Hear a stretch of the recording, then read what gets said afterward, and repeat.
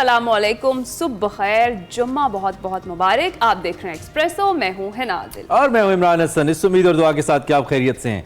पूरा वीक हमने आपको कम से कम 9 से 11 बोर नहीं किया, एंटरटेन भी किया, इन्फॉर्म भी किया।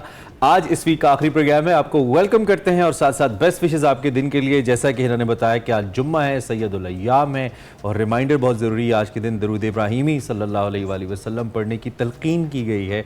सो आप अगर ज़्यादा से ज़्यादा पढ़ेंगे तो उसका ज़्यादा से ज़्यादा सवाब होगा, ज़्यादा से ज़्यादा रहमत और बरकत होगी। और फिर चूँकि जुम्मा भी है तो दुआ का दिन है।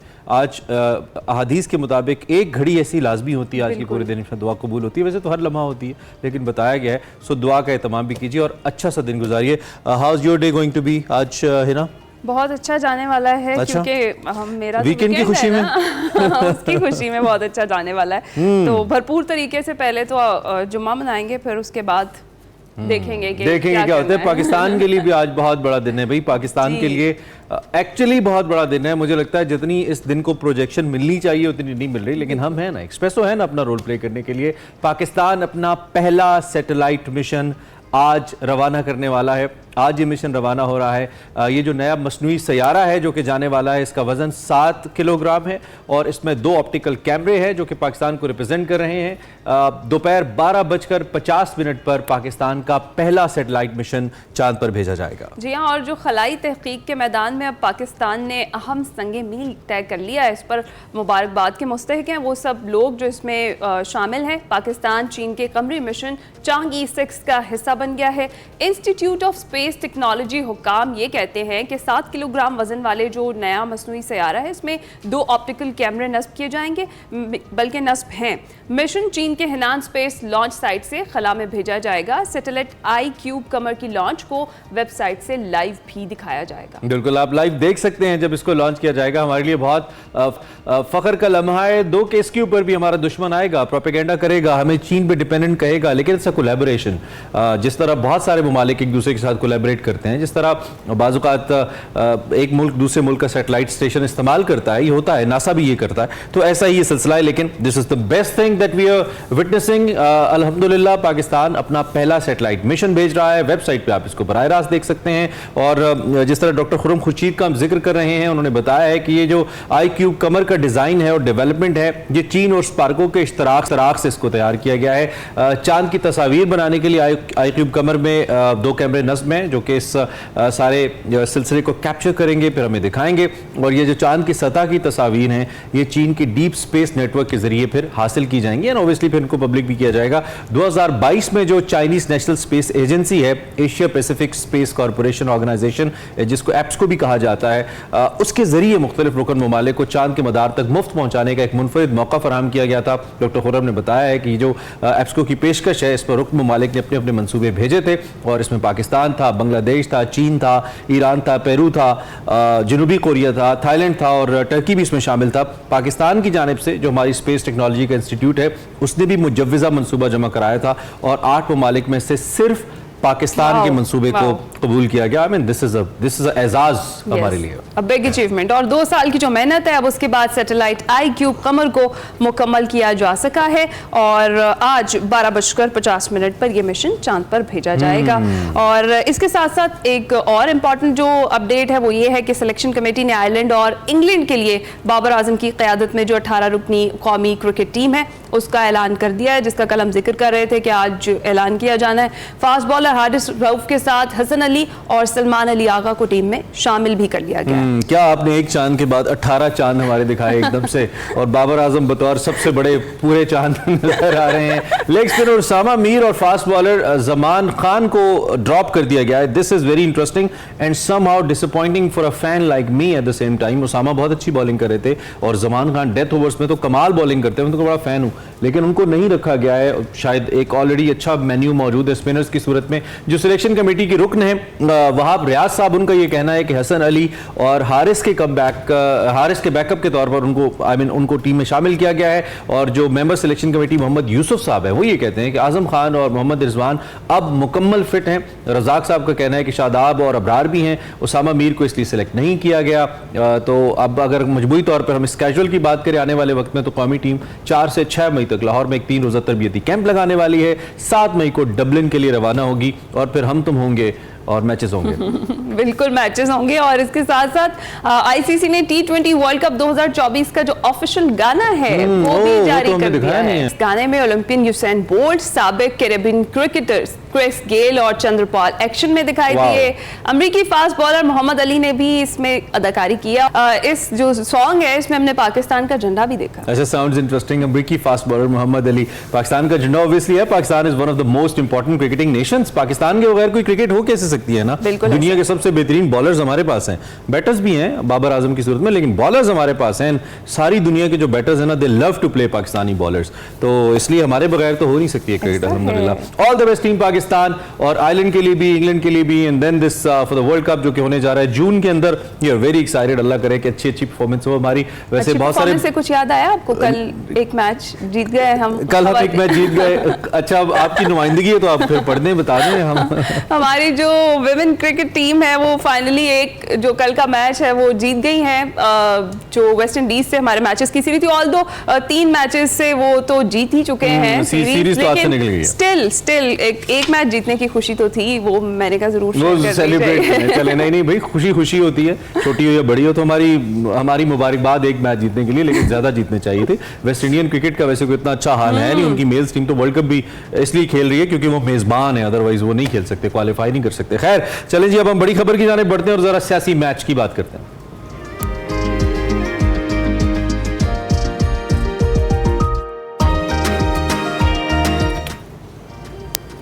बड़ी खबर में सबसे पहले पाकिस्तान तहरीक इंसाफ की बात कर लेते हैं। और पाकिस्तान तहरीक इंसाफ ने जो आम इंतखाबात हैं मुबैना धांधली के खिलाफ वाइट पेपर जारी करते हुए ये कहा है कि हम 180 सीटें जीते हुए हैं और जुडिशल कमीशन कायम करने का मुतालबा अब सामने रख रहे हैं।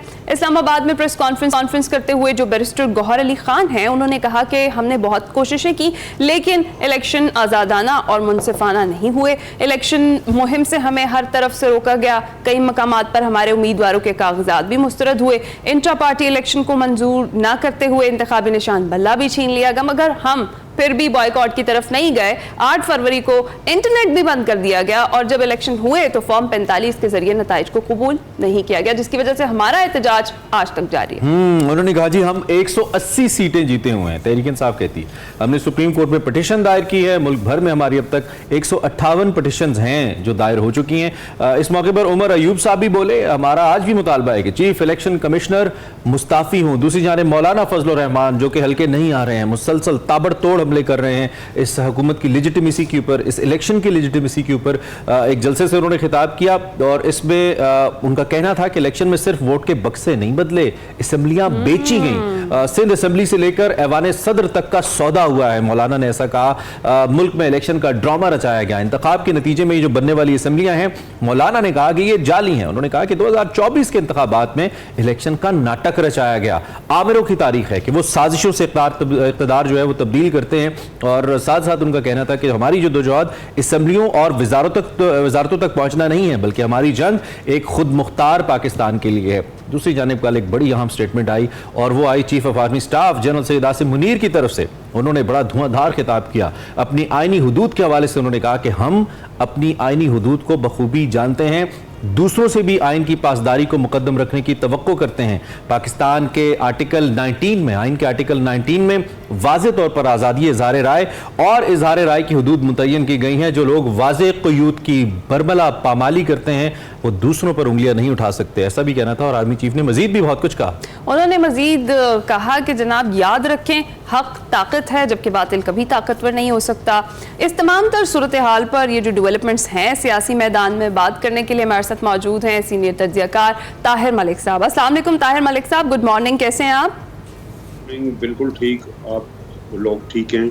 अल्हम्दुलिल्लाह। ताहिर मलिक साहब, इस तरह से अगर बात कर लें, गुज़िश्ता रोज़ पाकिस्तान तहरीक इंसाफ ने इंतखाबात में धांधली के हवाले से वाइट पेपर जारी किया है और जुडिशल कमीशन के क़याम का मुतालबा किया है। कैसे देखते हैं इस मुतालबे को आप?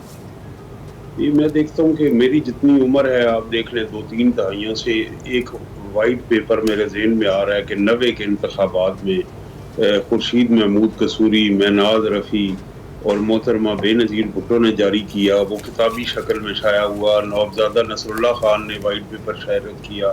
मामलात सुप्रीम कोर्ट तक गए 1990s के, और सुप्रीम कोर्ट ने वो बहुत गैर मुइना मुद्दत के लिए केस मुलतवी किए, बिल आखिर उसके फैसला भी आया, लेकिन फैसले के बाद अमल दरामद नहीं हुआ 1990 के इंतखाबात का। अगर उन इंतखाबात के पर सुप्रीम कोर्ट के डिसीजन का फैसला पर अमल दरामद हो चुका होता तो आज ये वाइट पेपर शाया करने की नौबत ना आती। तो ये एक स्ट्रक्चरल फ्लॉ है, और ये भी ये शो करता है कि पाकिस्तान में जो इदारे हैं वो नहीं है। अगर इदारा जाती एक रिस्पॉन्स होता तो फिर ये इश्यूज बहुत सारे जो डिस्प्यूट हैं सेटल हो जाते हैं। मसलन दुनिया के बहुत सारे मुल्कों में ये इंतखाबात का साल है, और वहाँ के इलेक्शन कमीशन जो नताइज का ऐलान करते हैं वो हमसे कहीं ज्यादा बड़े मुल्क हैं, और वहाँ की आबादी भी हमसे कहीं ज्यादा है, अरबों में।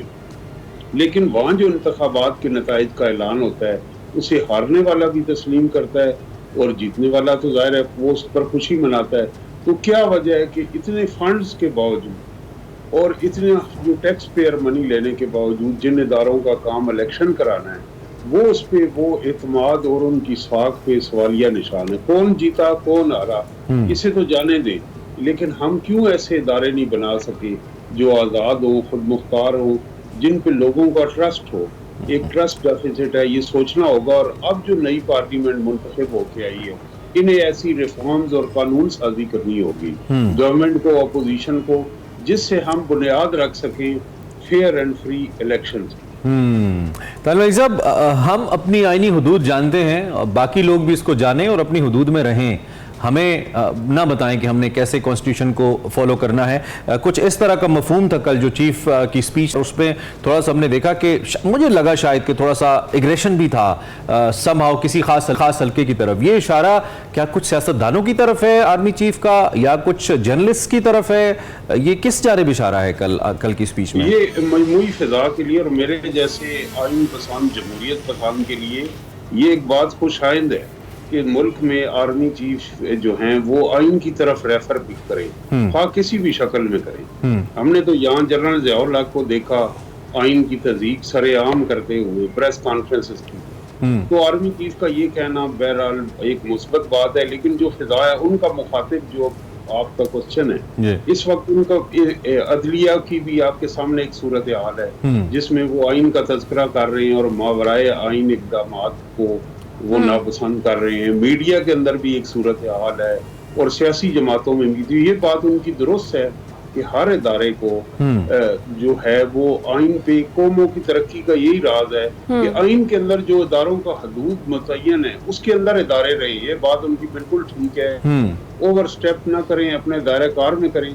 लेकिन एक आखिरी मेरा इस पे तबसरा होगा कि action speak louder than words. तो जो परसेप्शन और एक्शन है इस सिर्फ एक इदारे की नहीं, हमारी सियासी जमातें जो अवाम का नुमाइंदा बन के आती हैं, सुबह उनकी खबर आती है कि वो शाम को छुप के मिलते हैं।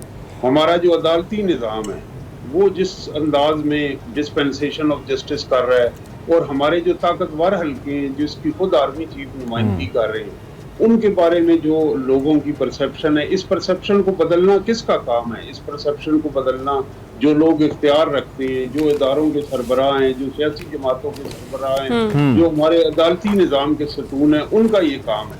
आम आदमी की निगाह में ये सिस्टम अपनी साख खो बैठा है, इसको रिस्टोर हम आइन के जरिए कर सकते हैं, और ये आर्मी चीफ ने इसकी जानिब दुरुस्त निशानदेही की है, लेकिन निशानदेही से बढ़ के कुछ इक़दाम करने। अच्छा, ठीक है, ये बात तो हो गई। अगर हम स्पेसिफिकली बात करें पाकिस्तान तहरीक इंसाफ की, तो चेयरमैन पीटीआई जो है वो ये कह रहे हैं कि इलेक्शन रिफॉर्म्स किए जाएं। इलेक्शन रिफॉर्म्स तो उसी सूरत में हो सकते हैं जब सियासी जमातें मिलकर बैठेंगी। तहरीक इंसाफ सियासी जमातों से बात करने के लिए, मुज़ाकरात करने के लिए तैयार नहीं है, तो मामला पर हल कैसे होंगे तार मलिक साहब? एक बात तो ये देखिए, वो जो पहली इसमें 2-3 चीजें, तारीख का ये सबक है कि कोई सियासी पार्टी खत्म नहीं हो सके, तारीख का ये सबक है कि कोई सियासतदान माइनस नहीं हो सकता। तो अब डिस्कस तो वो हो रहे हैं हर रोज की खबरों में, आप मुझसे सवाल पूछ रही हैं पार्लियामेंट में, ये तो इसके ऊपर दो जो राय हैं कि एक उनकी पार्टी की जानिब से भी अब इसका इज़हार किया गया कि हम मुज़ाकरात कर रहे हैं, लेकिन किसके साथ कर रहे हैं ये बात है। तो उनको इसमें दोनों के साथ करना चाहिए, और कुछ उनकी सियासी हिकमत अमली में तब्दीली भी आई है। वो तब्दीली इस शक्ल से कि मौलाना फजलुर रहमान और मौलाना अचकज़ई साहब जो हमारे रहनुमा हैं कौम परस्त, उनके साथ उनका इश्तराक व तावन है और राब्ते हैं पार्टी के, और उनके बारे में वो जो नफरत है, तलखी है, वो बरकरार नहीं रही। तो इसी तरह उन्हें दीगर सियासी जमातें, पार्लियामेंट के अंदर मौजूद हर सियासी जमात, खा वो छोटी है बड़ी है, तहरीक इंसाफ को उसके साथ बात करनी चाहिए, पॉलिटिकल फोर्सेस के साथ भी करनी चाहिए, और ताकतवर जो लोग हैं उनके साथ भी बात करनी चाहिए, कोई हर्ज नहीं। हाँ, ये आप देखेंगे जो इनसे कबल जनरल कमर जावेद बाजवा थे, उन्होंने भी रुखसत होते वक्त हमें एक कोर कमांडर कॉन्फ्रेंस का एलामिया आया था जिसमें उन्होंने कहा था कि हम सियासत से कोई लेना देना नहीं, और बाकायदा वो उस बयान जारी किया गया था कि इससे हमें नुकसान पहुंचा और अब हम इससे विड्रॉ कर रहे हैं। तो ये हर आर्मी चीफ के मद्देनजर होता है, क्योंकि ये आइन में इस चीज की कोई गुंजाइश नहीं है। लेकिन एक होता है डी फैक्टो और एक डी ज्योरे। तो एक जहां हम आर्मी को कहते हैं और यकीनन उनके भी प्रोफेशनलिज्म डिमांड करता है और वो इसको कोवर्टली सियासत में हिस्सा भी नहीं ले सकता है, वहाँ सियासी पार्टियों का भी काम है कि वो आगे बढ़ के और वो स्पेस जो है खुद से संभालें। विसाले यार फ़िकत आरज़ू की बात नहीं, अब शहबाज शरीफ साहब हैं, उनकी निस्बत मुझे अब मियां नवाज शरीफ ज्यादा पीछे रह के असर्टिव दिखाई दे रहे हैं कि राना सनाउल्लाह हैं और इसहाक डार हैं, और वो जो मजीद कुछ फैसले उनके अंदर जो हमें इस स्टेज पे अब तक की जो हुकूमत रही है गवर्नमेंट की, उसमें पहली स्टेज में हमें वो अलहदा दिखाई देते थे। लेकिन अब जब मैं आपसे बात कर रहा हूँ तो मियां नवाज शरीफ इस हुकूमत में भरपूर अपनी इनपुट दे रहे, तो वो स्पेस जो पॉलिटिशियन क्लेम नहीं करते और सिर्फ एक लिमिटेड स्पेस के लिए छोटी सी स्पेस में आते हैं, तो दूसरी तरफ जो सियासी पार्टी है वो अपनी स्पेस भी क्लेम करें। अगर वो स्पेस क्लेम नहीं करेंगी कैपेसिटी के जरिए, परफॉर्मेंस के जरिए, गुड गवर्नेंस के जरिए, तो कैसे ये ख्वाब पूरा हो। राइट। मौलाना फजलुर रहमान की बात कर लेते हैं। ताहिर मलिक साहब, काफी तब्दीली नजर आई है, ग्रेजुअली बेशक देखी गई, उनकी टोन में बहुत सख्ती देखी जा रही है। कल जो कराची में जलसा किया और 9 मई को मिलियन मार्च का ऐलान है, इस टोन के पीछे क्या वजह देखते हैं? मौलाना बड़े सख्त अल्फाज इस्तेमाल कर रहे हैं, अपने खिताब में भी उन्होंने कहा कि वोटों के बक्से सिर्फ नहीं बिके, असम्बलियां बेची गई हैं और इलेक्शन का जो सारा ड्रामा रचाया गया, क्या कहेंगे? मैं समझता हूँ कि इसके 2-3 पहलू। एक तो मौलाना साहब को ये जिस तरह नवाबजादा नसरुल्लाह खान मरहूम को एक स्टेज पे यूज हुआ था कि दीगर जमातें उन्हें तहरीक के लिए या रियासत पे या अहम हल्कों पे दबाव डालने के लिए इस्तेमाल कर रही है, मौलाना फजलुर रहमान भी ऐसी कैफियत में कि जब मियां नवाज शरीफ बैरून मुल्क थे और साबिक सदर जो आसिफ अली जरदारी हैं उस वक्त वो जेल में थे, और पार्टी के अंदर जो पार्लियामेंट के अंदर रहनुमा थे वो भी अरेस्ट थे। खुर्शीद शाह साहब देख लें, शाहिद खाकान अब्बासी, शहबाज शरीफ। तो ऐसे वक्त में मौलाना फजलुर रहमान ने उस दबाव को, प्रेशर को कम किया और इनके राह में फिजा मुबारकी, गुजरावाला का जलसा हुआ, टॉक शोज में भरपूर आए, लेकिन इस सिस्टम से वो पुरस्कार तरीके से आउट हो गए, माइनस जिसको कहा जाता है वो हो चुकी। तो उसमें उन्होंने 2 चीजें सोची हैं। एक तो वो बहरहाल कौमी सतह के सियासतदान हैं, लेकिन खैबर पख्तूनख्वा से उनका ताल्लुक है, तो उनका एक नेचुरल अलायंस तहरीक इंसाफ के साथ बनता है। क्यों बनता है? कि तहरीक इंसाफ ने वो राइट और कंजर्वेटिव रिलीजियस वोटर्स की स्पेस क्लेम की है। जो मौलाना फजलुर रहमान की जो सपोर्ट थी, वो उनके जो वोटर था, जो उसकी आइडियोलॉजी थी, उस स्पेस के अंदर इमरान खान साहब ने अपना वोटर क्रिएट किया है। तो उनका जो तो ताहिर मलिक साहब, अगर ये दोनों जिस तरह से हम देखते हैं, आप बात कर रहे हैं, तो अगर मौलाना और पाकिस्तान तहरीक इंसाफ जो है वो मिल जाते हैं तो टफ टाइम देंगे हुकूमत को, या फिर पीटीआई के साथ इत्तेहाद से पहले ही मौलाना जो है उसको हुकूमत मना लेगी?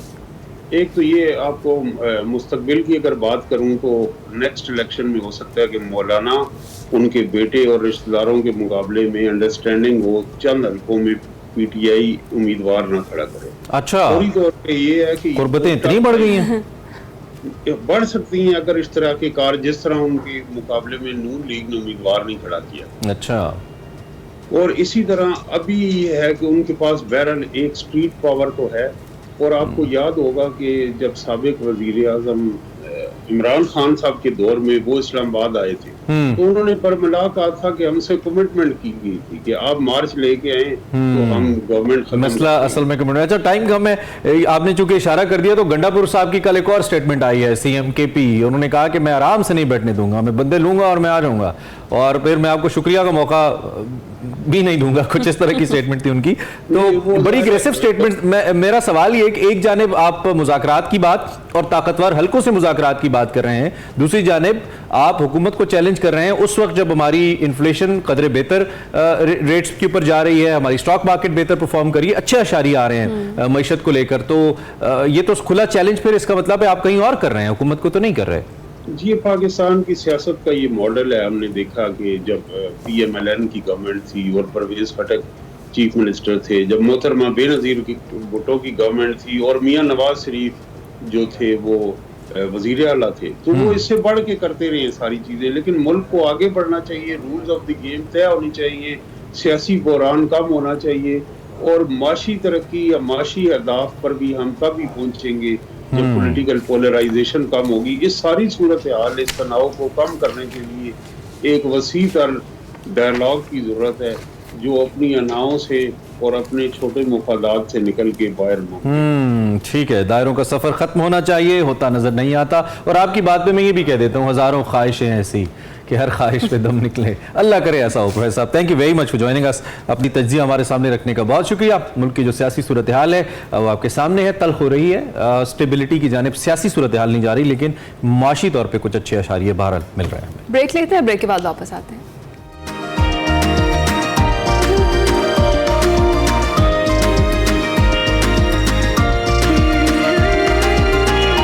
Welcome back to Expresso. अब बताते हैं कि लाहौर रावी में पहली बार जीप रैली होने जा रही है। इससे कबल 2005 से पंजाब के रेगिस्तानों में जीप रैली मुनक्किद की जा रही है और ये जीप रैली हफ्ता इतवार को होगी।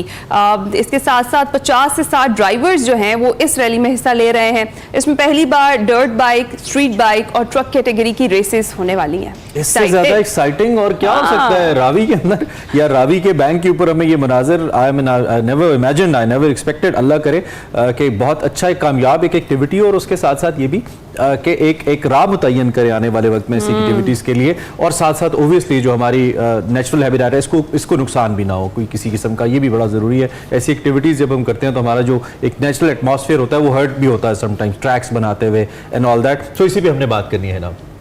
बात करने के लिए हमारे साथ राजा जहांगीर अनवर साहब मौजूद हैं, इनसे बात कर लेते हैं। अस्सलाम वालेकुम, कैसे हैं सर आप? मैं बिल्कुल ठीक ठाक, thank you so much.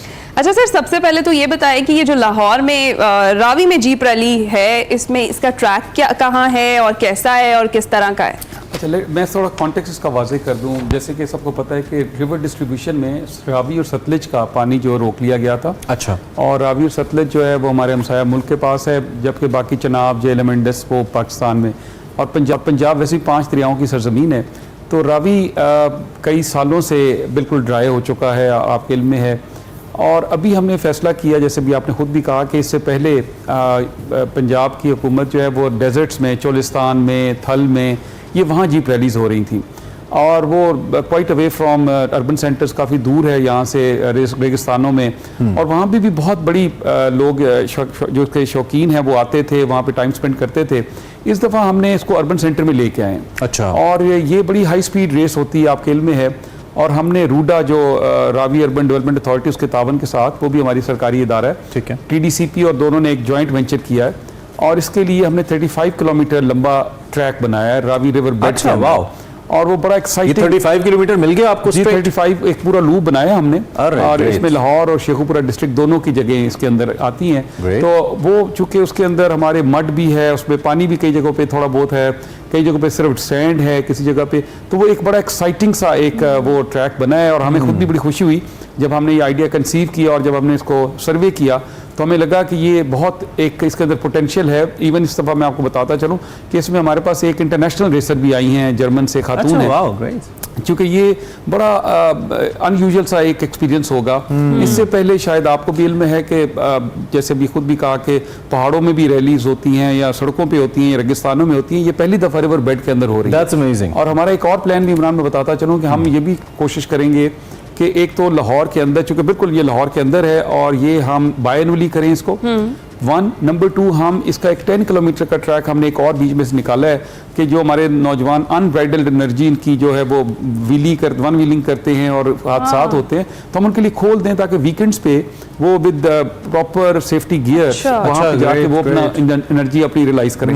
Secondly हम ये भी सोच रहे हैं कि आने वाले दिनों में जेहलम में, चनाब में, इंडस में, जहाँ भी हमें, क्योंकि विंटर्स में ये दरिया सारे सूख जाते हैं, ठीक है, आपके इल्म में है कि वो ज़ाहिर बर्फबारी होती है और वो पानी नहीं उसमें फ्लो होता, तो अब हम ये भी प्लान कर रहे हैं और आने वाले दिनों में आपको नज़र आएगा, आपके पास ही हम आएंगे चैनल में बताते हुए कि दीगर जो हमारे सतलज है, सतलज भी बिल्कुल रावी की तरह ड्राई अप हो चुका है, लेकिन बाकी जो दरिया है वो विंटर्स में इंशाल्लाह वहाँ पे भी एक्टिविटी, वो एक हमारे इंतखाबात में टर्म इस्तेमाल होती है ना, गैर हतमी गैर सरकारी नतीजा तो आपके आने की उम्मीद थी, तो वो गैर हतमी गैर सरकारी नताइज सामने आ रहे हैं ऐसे इवेंट्स की सूरत में, माशाल्लाह it's very good, it seems very well planned. इसमें जो पार्टिसिपेंट्स हैं क्या वो सारे प्रोफेशनल्स हैं या आपने आम लोगों को भी ये कहा है कि if you can drive you can just join, क्योंकि पहला इवेंट है, तो इसको कैसे आपने प्लान किया? Very pertinent question. एक्चुअली ये वही रेसर्स हैं जो पाकिस्तान के नामी ग्रामी रेसर्स हैं, अच्छा, ग्रेट, इनके नाम भी आप सब लोग जानते हैं। ये वही, बल्कि ये ग्रुप्स बन चुके हैं, इसका मतलब है स्टार रेसर्स को देखने का मौका मिला है। बिल्कुल बिल्कुल, और ये अल्हम्दुलिल्लाह हम पाइनियर्स हैं। पंजाब हुकूमत जो है ये हमने 20 साल का तजर्बा है हमारा, और 2005 की जैसे आपने बात की कि 2005 से हम ये कर रहे हैं और एनुअली चोलिस्तान में और थल में हो रहा है, ठीक है। उससे एक पूरे लोगों ने अपने प्रोफेशनल ग्रुप्स बना लिए, जैसे PSL में टीमें बनी हुई हैं, इस तरह इनकी भी टीम्स हैं। अच्छा, सेकेंडली इसमें एक और बड़ा इसका एक फीचर है कि खवातीन की एक बहुत बड़ा ग्रुप वो भी इसमें आ रहा है, लेकिन सारे दे आर ऑल प्रोफेशनल्स। आपने ठीक कहा कि 60 ड्राइवर्स है, लेकिन इनके साथ पूरा एक क्रू आता है जी, तो तकरीबन 250 के करीब पार्टिसिपेंट्स हैं across the country. Allow me, खवातीन कितनी है इसमें? 6 खवातीन है। अच्छा, 6 खवातीन, उनका अलग कैटेगरी भी है अलग से, और ये एक बहुत ही 250 की तादाद में ये वो उनके क्रू है जिसके अंदर ड्राइवर्स हैं, उनके असिस्टेंट्स हैं, टेक्नीशियंस हैं, तो ये पूरा एक साइंस है अब बन चुकी है। इट्स नॉट ये एमेचर्स की गेम नहीं है। मैंने जैसे कहा कि एमेचर्स के लिए हम वीकेंड पे खोलेंगे ट्रैक, ताकि वो वहां जाके अपनी सारा जो मेरे जैसे लोगों के लिए क्या है जो रेस तो नहीं कर सकते लेकिन देखने जाएंगे तालियां बजा, उनके लिए क्या है? स्पेक्टेटर्स के लिए कुछ रखा है आपने? कोई अट्रैक्शन रखी है आपने? जी बिल्कुल, हमने इसमें एक तो 2 चीज़ें, एक तो फेस्टिविटी ऑफ कोर्स जहाँ पे लोग होंगे, वहाँ पे फूड के स्टॉल्स लगाए जा रहे हैं, पूरा एक वहाँ खूबसूरत सा एक फूड गाला बनाया जाएगा। हमने कोशिश की है कि ये जैसे इमरान आप कह रहे थे हम इंट्रोड्यूस कर रहे हैं, इसके बाद ना हम कोशिश करेंगे कि इसकी कैटेगरीज बढ़ाई जाएं, और जो एमेचर कैटेगरी, क्योंकि ये कस्टमाइज्ड व्हीकल्स हैं, ठीक है, ये आम गाड़ी आपके पास जीप होगी या मेरे पास जीप है तो वो ले जाके नहीं जा सकते, पूरी इसको कस्टमाइज करना पड़ता है इनको, और इनकी पूरी इनकी पूरी टीम होती है जो उसको उसके शॉक एब्जॉर्बर्स को, इसकी वो एलिवेशन को बेहतर करते हैं, ऊपर करते हैं, और अंदर पूरी सेफ्टी की पूरी उन्होंने लगाई होती है, पाइप्स वगैरह सारी कुछ। लेकिन हम एक कैटेगरी अगले इवेंट में इंट्रोड्यूस करेंगे जिसमें एक कैटेगरी वो भी होगी जो नॉर्मल गाड़ियां, और उसका ट्रैक भी डिफरेंट करेंगे, जरा थोड़ा सा लेस एक्साइटिंग होगा, लेकिन होगा जरूर तो इंशाल्लाह अगली दफा इसका। ग्रेट। अच्छा, और सर जिस तरह से भी आपने कहा कि वीकेंड्स पर जो एमेचर्स हैं उनके लिए ट्रैक को खोला जाएगा, तो उसका क्या प्रोसेस होगा? कैसे पार्टिसिपेट कर सकेंगे, या कोई भी जाएगा और वो जा सकता है अंदर? जी, अब इसके लिए हमने, जी बिल्कुल आपने ठीक कहा, इसमें अब हमने ये फैसला किया है कि ये जो लाहौर सियालकोट मोटरवे का हिस्सा है, ये असल में वहाँ से हम एक with the help of national highway authority हमने उनसे परमिशन ली है कि वो हम वीकेंड पे दें, उसको नीचे उसके साथ ही सड़क उतरती है और वो बिल्कुल रावी के अंदर उसके ऊपर से रावी ब्रिज है और रावी उसके साथ से नीचे उतर जाएं। वहाँ पे हम इसको टाइमिंग होगी और बाकायदा सुपरविजन होगी। हम ऐसे लोगों को नहीं छोड़ सकते कि जो सड़कों पे मरते फिर रहे हैं वहाँ शुरू हो जाएगा, तो वो हम उनको बाकायदा वहाँ पे सेफ्टी गियर देंगे ऑन रेंटल बेसिस। हमने एक कंपनी से बात की है, वो वहाँ पे पूरा उसको सुपरवाइज करेंगे। जैसे आप जानती हैं कि जैसे कोई स्विमिंग के लिए लोग जाते हैं तो वहाँ पे लाइफ गार्ड होता है जो उसकी निगरानी में लोग स्विमिंग करते हैं। इसी तरह वहाँ पे भी हमारे कुछ रूल्स होंगे जिसके मुताबिक वो चलाएंगे। लेकिन वो ज़रूरी इसलिए हो गया है कि अगर आप डाटा उठा के देखें तो बदकिस्मती से पंजाब में जो एक्सीडेंट्स हैं खासतौर पे बाइकर्स की, वो बहुत तादाद में बढ़ गई है। बाइक्स की तादाद भी बढ़ गई है, ऊपर से हमारी नौजवान नस्ल की तादाद भी बढ़ गई है। हम बड़ा प्राइड लेते हैं और फौरन बच्चा थोड़ा बड़ा होता है तो बाइक चलाता है। और उसके बाद वीकेंड्स पे आपने देखा होगा अक्सर संडे मॉर्निंग या सैटरडे को इवनिंग्स में बहुत बड़ी तादाद हमारी जहाँ भी एक्सप्रेसवेज हैं जहाँ पे, और पुलिस उनको पकड़ रही होती है। और एक चले बात हो रही है तो मैं कंसर्न, एक दफा एक हैवी बाइकर मुझे मिले डिफेंस की सड़क पे, तो उन्होंने कहा कि आप टीवी पे आते हैं तो जरा हमारी एक बात पहुंचा दीजिए कि हमारे लिए कोई ट्रैक होना चाहिए था। हैवी बाइकर्स, हम इतने महंगे बाइक्स इंपोर्ट करते हैं करोड़ों रुपए के, चलाने के लिए जगह नहीं है, तो इसके लिए भी आई बिलीव कि कुछ ना कुछ उनके शौक की तस्कीन के लिए भी कोई ट्रैक मिल जाए जहां पे वो बेचारे अपनी प्रैक्टिस कर सके, अपना बात शौक है। पूरा कर सके। अच्छा इमरान, इसमें ना हमारे पास जल्लो के पास, चूंकि आप तो लाहौर से हैं, आप जानते हैं मैं किस एरिया की बात कर रहा हूं, जल्लो के पास हम प्लान कर रहे हैं एक पूरा ट्रैक, और उसके लिए मैं दो चीज़ें यहाँ बयान करूँ। वो अगेन आपने जैसे कहा कि गैर हतमी गैर सरकारी तो थोड़ा सा गैर हतमी लेकिन सरकारी उसमें ये है कि हम और रूडा मिल के एक फिजिबिलिटी पे काम कर रहे हैं। अच्छा। फार्मूला 1 रेस ये दुनिया में बहुत पसंद की जाती है, और उसके साथ पूरी इकोनॉमी है। अभी रिसेंटली अमेरिकन स्टेट एक ने काम किया और 3 दिनों में दे अर्न $3.5 बिलियन US। उनके एयरपोर्ट पे 200 प्लेन्स लैंड किया, और उसमें आप गूगल करेंगे you will find the effects. तो हमने रूडा के साथ मिलकर हम एक फिजिबिलिटी पे काम कर रहे हैं। अगले 3 माह में फिजिबिलिटी मुकम्मल होगी। रूडा ने ईयर मार्क किया है तकरीबन अपना 200 एकड़ का लैंड जहाँ पे ये एक्टिविटी हो सकती है, लेकिन ज़ाहिर है इसमें ह्यूज इन्वेस्टमेंट की ज़रूरत है, और हम एक्सपेक्ट करें कि फॉरेन इन्वेस्टमेंट इसमें आएगी। और अगर हम ये करने में कामयाब हो जाते हैं तो this would actually change the entire culture of sports in Pakistan. Economy के लिए बहुत बड़ी कंट्रीब्यूशन होगी, और ये आने वाले दिनों में इंशाल्लाह do invite me after 3 months. जरूर एग्जैक्टली बता रहा हूँ कि क्या whenever you like to come, आप ऐसी एक्टिविटीज को लेकर आते हैं कि लोगों को कुछ रे ऑफ होप मिलती है, और यंगस्टर्स के लिए मुझे लगता है बड़ा आपके लिए, जैसे वो एक टाइम पे हमारे वजीर तालीम बड़े फेवरेट हो गए थे, कोविड में छुट्टियां देते थे, इसलिए आप उनके लिए ऐसी चीजें करें, दे विल लव यू। मैं एक ओवरऑल भी आपकी मौजूदगी से फायदा उठाते हुए चाहता हूं कि ओवरऑल भी हमें बताइए कि इस वक्त टूरिज्म डिपार्टमेंट क्या कर रहा है, क्या कोई नई खबरें, कुछ नई एक्टिविटीज या कोई प्लान आपके माइंड में, जरा थोड़ा लोगों की। मंथ बैक चीफ मिनिस्टर, चूंकि अभी नई गवर्नमेंट आई है सूबे में, तो चीफ मिनिस्टर ने बुलाया था, उन्होंने प्रेजेंटेशन ली। इसमें इस साल हमारा जो साल शुरू होता है फाइनेंशियल ईयर से हम शुरू करते हैं, तो 1 जुलाई से 30 जून तक होता है। ठीक है। तो we are in a process of making budgets, ताकि बजट पूरे साल का भी उस वक्त बनता है, फिर आपको पता है बजट अप्रूव होता है in the month of June. तो हम 18 नई स्कीम्स ला रहे हैं जी। मैं यहाँ पे इमरान बताता चलूँ आपको कि मरी में आप देखते हैं कि पंजाब के पास मरी एक हार्ट फेवरेट जगह है जहाँ पे सारी दुनिया जाना चाहती है। अब मरी के साथ ही एग्जैक्टली उसकी एडजेसेंट तहसील जो है उसका नाम है कोटली सतियां। ठीक है।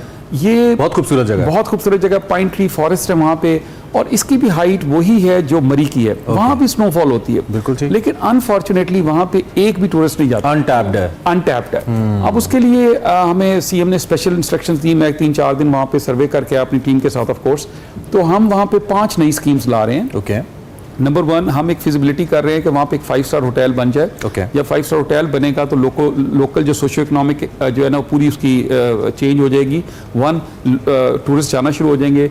दूसरा, वहाँ पे एक पहली दफ़ा हम पाइन ट्रीज के अंदर एक पानी की स्ट्रीम को रोक के 20 seconds we left with. Okay, so next time आप बुलाएंगे तो हम इसको दोबारा से thank you so much. Actually I have to go for a breaking. बहुत शुक्रिया, और बड़ा मजा आता है हमेशा जान के आपने प्लान्स बता रहे हैं। ऑल द बेस्ट, अल्लाह करे बहुत अच्छी एक्टिविटी और फिर आगे होती रहे।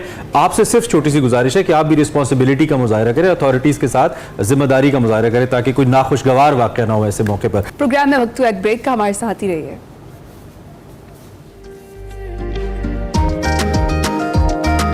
Welcome back to Expresso. अब कुछ बात कर लेते हैं मेडिकल फील्ड में एक ऐसे शोबे की जिसका हर ऑपरेशन या सर्जरी में कलीदी किरदार तो रहता है, लेकिन वसाइल और आगाही की कमी बहुत सी कीमती जानें लेने का बाइस बन रही है। एनेस्थीसिया की बात कर रहे हैं। दही इलाकों में बेहोशी के डॉक्टर्स जो हैं उनकी किल्लत है, और सहूलियात का फुकदान एक ही डॉक्टर को हरफन मौला बना देता है, और इसकी वजह से बहुत सी कीमती जानें भी ज़ाया हो जाती हैं। इसी पे अपने बात करिए। हमारे साथ 2 बहुत पर्टिनेंट शख्सियात मौजूद हैं जो कि एनेस्थीसिया के अंदर एक्सपर्टीज रखती हैं। एक तो हमारे पास head of department general hospital Jaudat Saleem साहब मौजूद हैं, एनेस्थीसिया डिपार्टमेंट के हेड हैं, हमें ज्वाइन कर रहे हैं। Thank you very much sir, thank you very much joining. हमारे साथ डॉक्टर अली सत्तान हैदर हैं जो कि एनेस्थीसिया स्पेशलिस्ट हैं, इनकी भी ऑब्वियसली एक्सपर्टीज है, तो हम इन दोनों शख्सियात का शुक्रिया भी अदा करते हैं और जानने की भी कोशिश करेंगे। डॉक्टर जौदत, सबसे पहले मैं आपसे बात करना चाहूंगा, एक तो ये कि एनेस्थीसिया कितना इंपॉर्टेंट है एक मेडिकल प्रोसीजर के अंदर, और फिर जो इसको करने वाला है यानी कि आपका रोल कितना इंपॉर्टेंट हो जाता है जो कि इसको मजीद इफेक्टिव बनाता है फॉर अ सक्सेसफुल प्रोसीजर। जी, अगर आप एनेस्थीसिया की बात करें तो दुनिया में कोई भी ऑपरेशन जो है वो एनेस्थीसिया के बगैर मुमकिन नहीं है। ठीक। एनेस्थीसिया के डिफरेंट टाइप्स हैं। और उसमें एक जनरल एनेस्थीसिया है जिसमें आप पूरी बेहोशी देते हैं। इसके अलावा सुन करके एक तरीका है जिसमें नर्व्स को ब्लॉक कर दिया जाता है। एक और तरीका है जिसमें हम हराम मगज़ के साइड के ऊपर बाहर की तरफ से टीका लगाते हैं। अच्छा। और उसको सुन कर दिया जाता है और नीचे के धड़ का ऑपरेशन कराया जा सकता है। ओके। ठीक है जी। इसके साथ साथ ये है कि ये इतना सेंसिटिव शोबा है कि इसमें सवाए माहिरीन के इसको और कोई भी शख्स जो है जिसने डॉक्टरी की तालीम पूरी की भी है वो एनेस्थीसिया नहीं दे सकता। ठीक है। अब जैसे कि आप बात कर रहे थे कि हमें हर शोबा जो कि सर्जरी से मुतल्लिक है, जैसे मैं अपने अस्पताल की बात करूं तो एनेस्थीसिया का सिर्फ एक डिपार्टमेंट है और उसके कंपैरिजन में हमारे पास सर्जरी के तकरीबन 22 या 24 डिसिप्लिन हैं। ठीक। तो अगर एक डॉक्टर एनेस्थीसिया का प्रोड्यूस हो रहा है तो उसके अगेंस्ट 24 और 24 शोबे उस पर डिपेंडेंट है, वो एक बंदे पे डिपेंडेंट है। और यही एक बहुत बड़ी वजह है जो कि हमारे यहाँ पे कमी का बाइस भी है। हमारे यहाँ डॉक्टर्स जो हैं ये स्ट्रक्चर जो है अगर आप इसकी बात करें तो हमें इसको बेस से उठाना पड़ेगा। यानी कि इसकी हाउस टॉप में इंडक्शन ज़्यादा हों, उसके बाद PGR जो हमें मिलते हैं वो भी एक खास तरीक़ेकार है जो पंजाब रेजिडेंसी प्रोग्राम के तहत मिलती है। उसमें इनका नंबर को बढ़ाने की ज़रूरत है और फिर कुछ इनको ऐसे इंसेंटिव दिए जाएं, कुछ ऐसी मराद दी जाएं कि हमारा जो भी यहाँ पे जो हमारे एनेस्थीसिया के डॉक्टर प्रोड्यूस हो रहे हैं वो फेलोशिप और MS प्रोग्राम करते हैं, यानी जो पोस्ट ग्रेजुएशन क्वालिफिकेशन हासिल कर लेते हैं वो यहीं पर जो है उनको जॉब्स मिल जाएं, उनको अच्छे इंसेंटिव मिल जाएं और ये बाहर ना जाए। ठीक है।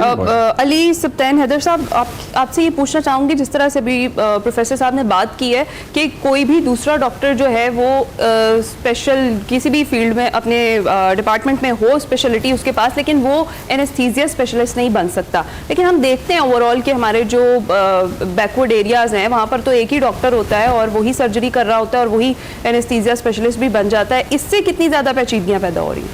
बिल्कुल, आपने जैसे आपने इंट्रो में ही बताया कि इसकी एनेस्थीसिया की हमारी कितनी शॉर्टेज और कितनी इम्पोर्टेंस है। तो अभी जिस तरह डॉक्टर जोदत बता रहे थे कि कोई भी डॉक्टर जो है वो आपके माइक में थोड़ा सा प्रॉब्लम है, pinch it again the way you did before. It's okay, you are live. आप थोड़ा सा उसको कर लें। मीनवाइल जो साहब आप जरा इस पॉइंट को कंप्लीट कीजिए, हम माइक फिक्स करा लेते हैं। जी। दो क्वेश्चन जो अताई डॉक्टर्स की हम बात करते हैं और उसके बाद में एक थोड़ा सा एक पॉइंट मेरे जहन में ये भी आ रहा था कि ये जो आपने कहा है कि एडिशन होना चाहिए या मुराद ज़्यादा बेहतर होनी चाहिए, ये ना मिलने की क्या वजह है जब एक एनेस्थीसिया स्पेशलिस्ट के बगैर बाकी डिपार्टमेंट सर्वाइव नहीं कर सकते कोई प्रोसीजर भी? तो क्या वजह है? हम शॉर्ट ऑफ ह्यूमन रिसोर्स है, क्या वजह है? देखें जी, जैसे मैंने आपको बताया कि एनेस्थीसिया के जो डॉक्टर इस वक्त कंसल्टेंट्स जो हैं जो बन रहे हैं, जो फेलोशिप और MS प्रोग्राम या DA प्रोग्राम करते हैं, जो एनेस्थीसिया डिपार्टमेंट है उसकी शॉर्टेज जो है ना ग्लोबल है। It is not just Pakistan. ठीक है। अब बाहर की जो मार्केट्स हैं उन्होंने क्या किया है कि उन्होंने इसके लिए एक पॉलिसी ऐसी बनाई है, जैसे आयरलैंड ने अपनी सारी पॉलिसीज रिलैक्स कर दी, UK ने पॉलिसी रिलैक्स कर दी है, सऊदी अरेबिया और जो आपके मिडिल ईस्ट के ममालिक हैं इन्होंने पॉलिसी रिलैक्स कर दी है। अब हमारा जो डॉक्टर यहाँ से ट्रेन होकर जाता है they are very well trained. ठीक है। इनको हाथों हाथ मार्केट में लिया जाता है। दूसरी चीज जो बड़ी इंपॉर्टेंट है जिसपे लोग बाहर जाने को बड़ा प्रेफर करते हैं, एक आप देखें आजकल जो फाइनेंशियल हमारे एक एस्पेक्ट ट्रेंड चल रहा है, आपको कन्वर्शन में जब वहां पे जाते हैं तो ये अमाउंट जो है ना बहुत lucrative. For example if in Saudi आप रियाल्स में सैलरी लेते हैं, दैट डबल्स एंड ट्रिपल्स। अच्छा, इसी तरह अगर आप आयरलैंड या यूरोप या अगर आप UK की बात करते हैं तो हमारे जो कैंडिडेट्स हैं उनको एक बहुत ये इंसेंटिव होता है कि वहां पर जाके वो फर्दर क्वालिफिकेशन ले लेते हैं। इसके अलावा क्या है कि आप अगर 5-7 साल रहते हैं तो आपको एक पासपोर्ट भी मिल जाता है। सो वहाँ पे पर्क्स ज्यादा हैं और ऑब्वियसली फिर एक प्रोफेशनल इतने पैसे लगाता है, इतनी एफर्ट लगाता है इतनी डिग्री लेने में, तो वो प्रेफर करता है कि उसको जहाँ पे अब आप बात मुकम्मल करें। I hope it's fix now. जी, तो वो जैसे बात कर रहे थे कि डॉक्टर जोदत ने भी और डिटेल से बताया कि जब आप MBBS कंप्लीट कर लिया उसके बाद हाउस जॉब कंप्लीट हो गई तो उसमें हाउस जॉब के बाद एक जनरल फिजिशियन और जनरल सर्जन के तौर पर नॉट स्पेशलिस्ट या जनरल डॉक्टर हर कोई काम तो कर सकता है, लेकिन ये एक ऐसी डेडिकेटेड और सेंसिटिव स्पेशलिटी है कि आप जब तक इसमें एक स्पेशलाइज्ड ट्रेनिंग नहीं रखते उसके बाद ये मुमकिन नहीं है। अच्छा। उसकी वजह ये है कि ये सेंसिटिव एरिया है आपका। ड्यूरिंग ऑपरेशन जो है वो आप देखें कि मैक्सिमम जो कंट्रोल आपका आपकी हार्ट हो, आपकी रेस्पिरेशन हो, आपका नर्वस सिस्टम है, ये सारे का सारा आप कह लें कि एनेस्थेटिस्ट के हाथ में होता है, उसके ऊपर चल रहा होता है। तो सर्जन को पीछे इसमें एक सिंपल डॉक्टर ट्रेन जो है ट्रेनिंग के बगैर वो इसमें नहीं कर सकता। यही वजह है कि आप ये देखें कि ओवरऑल किसी भी हॉस्पिटल की अगर आप बात करते हैं तो डायरेक्टली इनडायरेक्टली आप 70 to 80% बल्कि इससे ज़्यादा पूरा हॉस्पिटल डिपेंडेंट हो। Welcome back to Expresso. और अब शामिल करेंगे सेगमेंट सफर है शर्त। वकार अहमद मलिक साहब मुलाकात करवा रहे हैं नदीम अल करीमी से, जो कि फिल्म मेकर हैं। इनके काम की ईरान के मशहूर फिल्म मेकर माजिद माजिदी ने भी बहुत तारीफ की है, बहुत सराहा है। क्या गुफ्तगू हो रही है, आइए देखते हैं। अस्सलाम वालेकुम नाज़रीन, मैं हूं वकार अहमद और इस वक्त हुंजा में हूं और हुंजा में एक ऐसी शख्सियत के साथ बैठा हूं, इनका मैं बहुत बड़ा फ़ैन हूं और फ़ैन इस हवाले से हूं कि इनकी जो फिल्म्स हैं, उन्होंने इंटरनेशनल अवार्ड भी जीते, शॉर्ट फिल्म्स बनाते हैं और इनका जो एक विजुअलाइजेशन का जो है प्रोसेस वो अजीबो-गरीब है, वो बिल्कुल आउट ऑफ द बॉक्स है और मुझे वो ईरानियन सिनेमा के करीब ले जाता है। पाकिस्तान में एक बहुत बड़ा नाम है नदीम अल करीमी, यहाँ पे होते हैं, हुंजा में ही रहते हैं और कमाल चीज़ें जो हैं, कमाल वीडियोस जो हैं जब इनकी सामने आती हैं और फिर स्पेशली इनका जो फिल्म के जो मौज़ूआत हैं वो बहुत ही टची और बहुत ही आउट ऑफ द बॉक्स होते हैं, बहुत ही कमाल होते हैं। Nadeem Al Karimi, thank you very much. NCA से आप ग्रेजुएशन किया? जी, मैं 2013 का बैच का स्टूडेंट हूँ, NCA का ही, और 2017-18 में मैं ग्रेजुएट हुआ था NCA से। उसके बाद आप की कुछ फिल्म ने तो इंटरनेशनली उनको पजीराई मिली, जो शॉर्ट फिल्म्स थी, वो कौन सी थी? बिडीरो एक फ़िल्म है जो कि इंटरनेशनली काफ़ी वो लोगों ने पसंद किया और क्रिटिक्स ने भी काफ़ी अप्रिशिएट किया, जूरर्स के भी काफ़ी फेवरेट रहे। उसके बाद रिसेंटली एक फ़िल्म बनाया था 5-3 = 1। उसको भी वो फिल्म साउथ एशिया में काफ़ी दुनिया में ट्रेवल किया, इंडिया में भी काफ़ी लोगों ने अप्रिशिएट किया और स्टूडेंट्स को भी दिखाते इंडिया में कुछ इदारों में। तो वो इस तरह के एक दो चंद फिल्में जो लोगों ने अच्छा, लोगों का एक आपकी शेफर्ड के हवाले से भी थी, गालिबन कुछ इस तरह थी जिसमें ये जो होती है बार्टर सिस्टम, कुछ इस तरह जी, वो क्या था? बिडीरो मीन्स मनी, सर्कल को भी कहते हैं, ब्रूशर स्कीम और मनी को भी कहते हैं। इट इज़ मोर अबाउट वो शेफर्ड इन सिस्टम पे डायरेक्ट विजुअल तो हमें शेफर्ड्स नज़र आता है, एक शेफर्ड का कहानी लगता है, लेकिन उसका सिंबल्स जो मैंने यूज़ किए थे उसमें ये था कि एक इंडिजिनस लाइफस्टाइल में कॉर्पोरेट वर्ल्ड का जो टकराव होता है उस कोलिजन के बाद क्या छोटे मोटे चेंजेस आते हैं या बड़े चेंजेस आते हैं, उस बारे में था वो फिल्म। यानी उसमें कुछ इस तरह था कि लाइक वो जो शेफर्ड है वो अपना बकरी जो है वो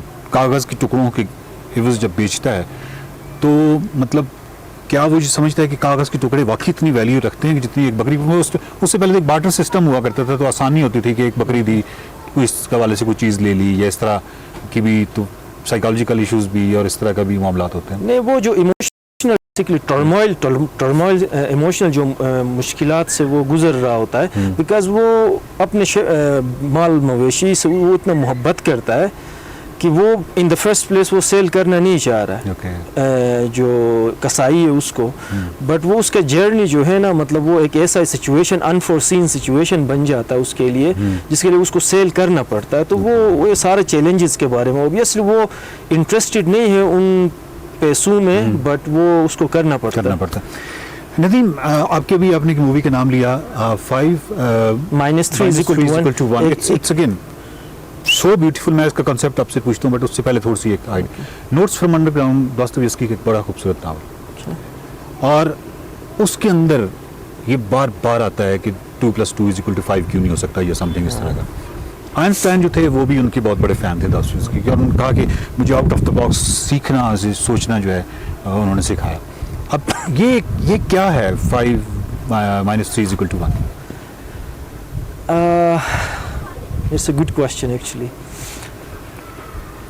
ये काफ़ी साल पहले मैंने बनाया था, एंड टू बी ऑनेस्ट अगर मैं आपसे कहूँ मुझे एग्जैक्टली याद नहीं आ रहा है कि उसके बिहाइंड मोटिवेशन क्या था, लेकिन मुझे थोड़ा रफली ये याद आ रहा है कि एक इक्वेशन ऐसा है, बेसिकली एक मैथ्स का एक गलत इक्वेशन है फिल्म का टाइटल, और उसमें मुझे जहाँ तक रफली याद आ रहा है मैं इन्हें इसलिए किया था कि कुछ ऐसे सिचुएशंस होते हैं कि एक घोंसला तबाह हो रहा होता है, बर्ड्स के जो एग्स होते हैं वो तबाह हो रहे होते हैं, तो मैंने कैलकुलेट इस तरह किया था कि आखिर में एक ही चीज़ बच जाता है, सारी चीज़ें गायब होते हैं, इक्वेशन जो भी हो आंसर गलत आ रहा होता है, तो उस जहन से, उस पॉइंट ऑफ व्यू से मैंने गलत इक्वेशन डीपली फिलोसॉफिकल। बट जब मैं आपकी देखता हूँ सिनेमेटोग्राफी, आप किस तरह शूट करते हैं, आपके जो कैरेक्टर्स हैं वो किस तरीके से उसमें एक्ट करते हैं, तो मैं क्योंकि ईरानी सिनेमा का बड़ा मद्दाह हूँ तो वो मुझे उसके करीब ले जाता है। तो क्या आप भी उसके मद्दाह हैं और उससे मुतासिर हैं, इस वजह से ये होता है? ये वक़ार भाई ऑब्वियस सी बात है, ईरानी जो सिनेमा है दुनिया का, मतलब मैं समझता हूँ टॉप 5 सिनेमाज जो स्टाइल्स है उसमें आता है। जिस तरह रशियन सिनेमा भी एक टॉप सिनेमा माना जाता है हिस्टोरिकली।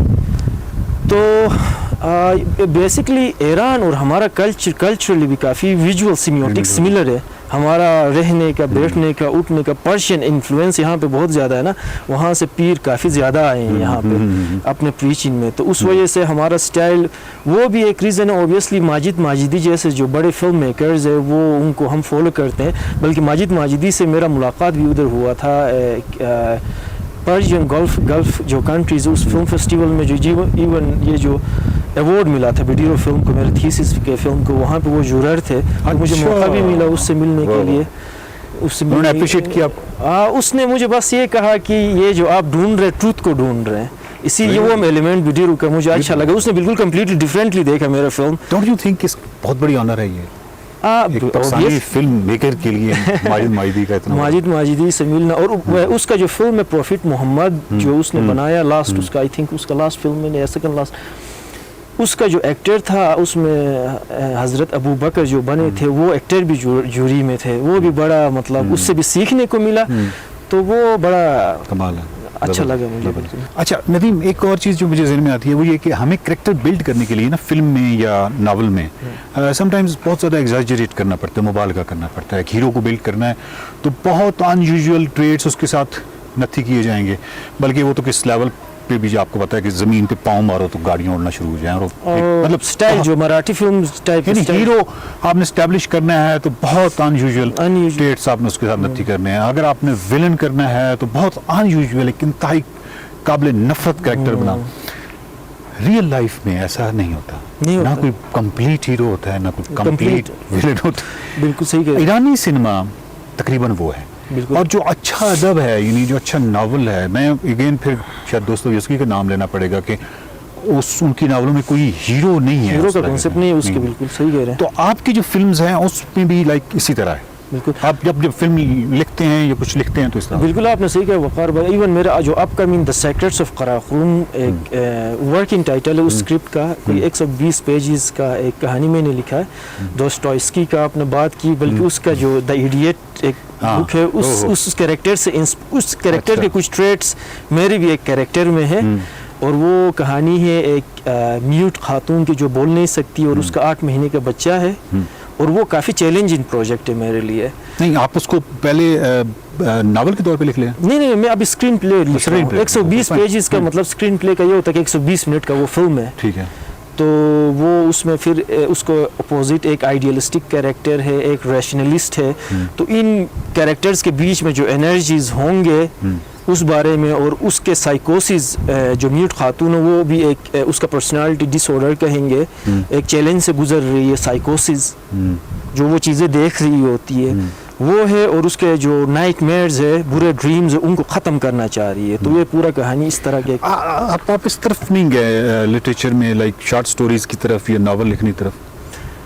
मतलब मैं अभी तो जिस तरह इस I love this question actually मतलब मैं अभी फिल्म में, लेकिन यहाँ हुंजा में मैं सबसे पहले अपना बैकग्राउंड थोड़ा शेयर में करना चाहूँगा कि 2000 मैं एनसीए से ग्रेजुएट होकर मैं टीवी कमर्शियल्स बना रहा था, और वो इजी मनी में कमा रहा था सिटीज़ में। तो इधर आने का मकसद जी मॉडलिंग भी कर रहे थे? मॉडलिंग वो तो एनसीए में कर रहा होता था कुछ पॉकेट मनी के लिए, बट वो मैंने छोड़ दिया। उसके बाद टीवी कमर्शियल्स भी, डिजिटल वीडियो कमर्शियल्स भी बनाता था।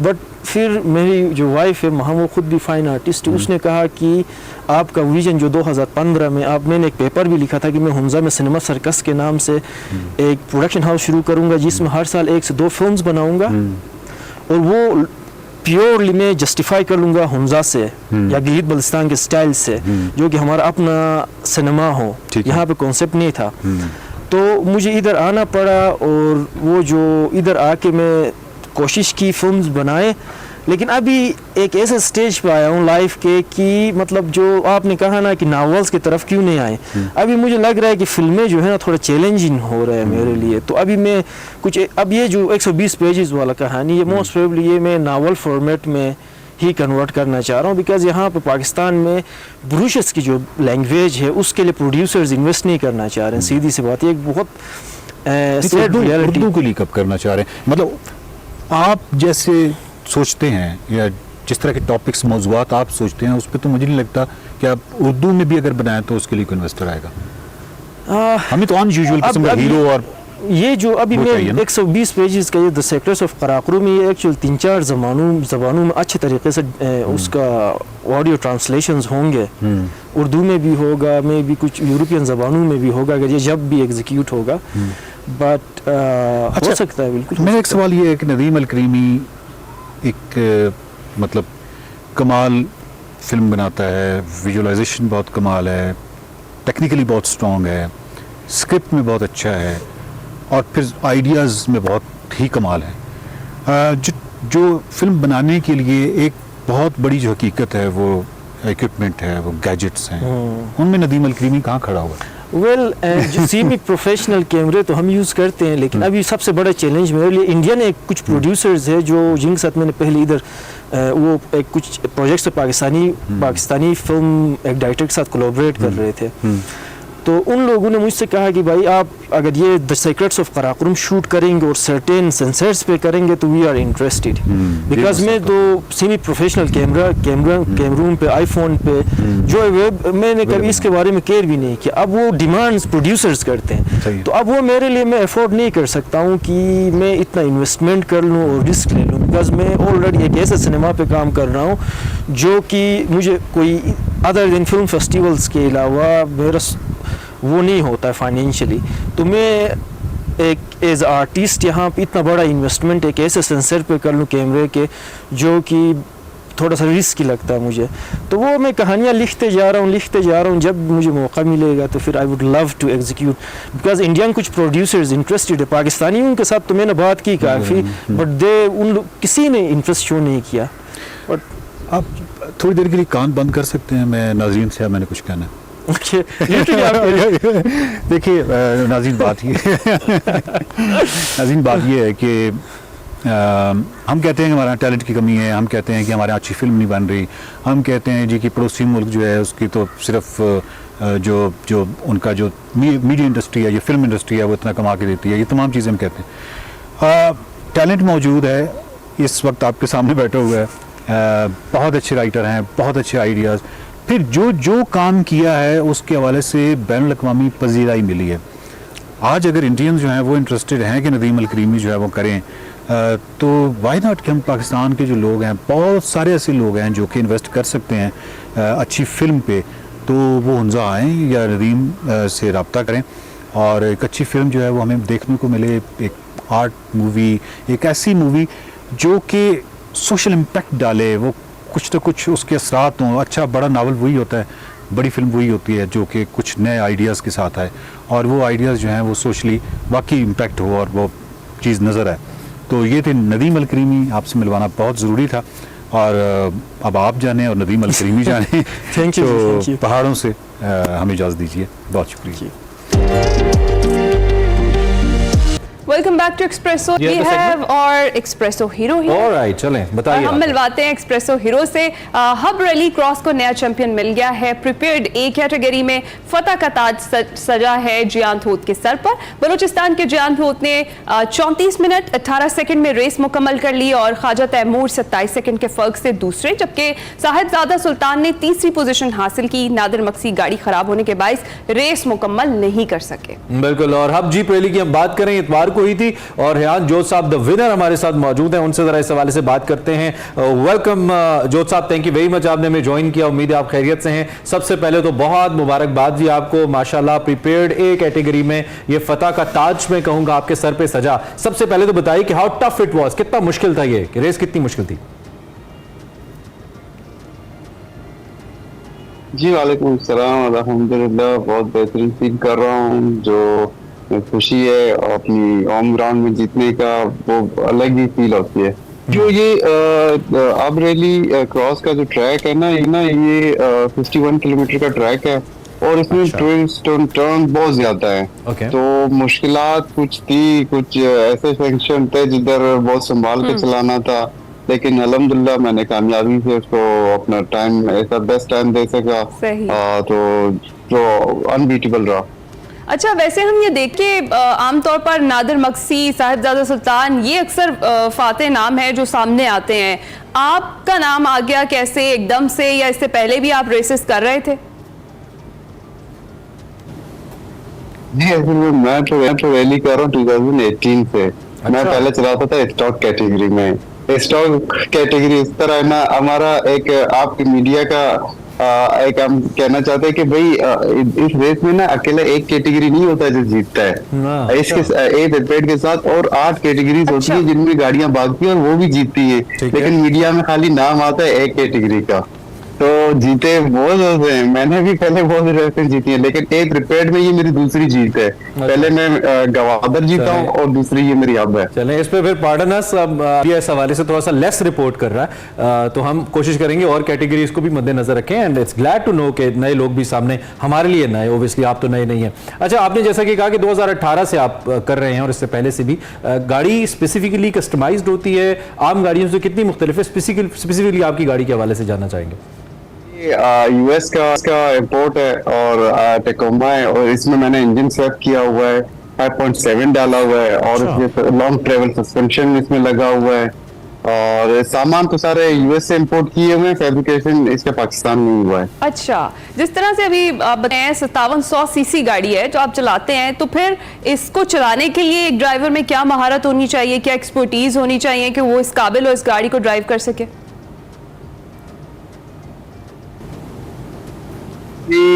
आपको ना अगर कोई जो स्टार्टिंग करता है ना, उसको ना वो लाइन उसके समझ आ जाती है। तो ऑफ रोड में ये होता है कि आप अपनी लाइन अच्छी बनाएं और गाड़ी को कंट्रोल करके, और उसमें ये होता है एक मेन काम होता है सस्पेंशन का भी।